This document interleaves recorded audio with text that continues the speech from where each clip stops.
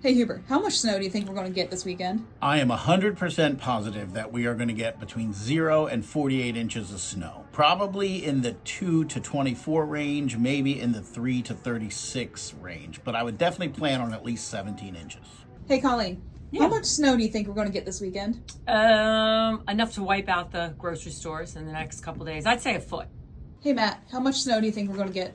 Well, I have lived in this area my entire life, and it seems like every time we get a snowstorm, we never know what's going to happen. So I'm going to say anywhere from 6 to 72 inches. I don't mind shoveling snow or being snowed in. That's a lot of fun until cabin fever sets in. But the predictions are all over the place.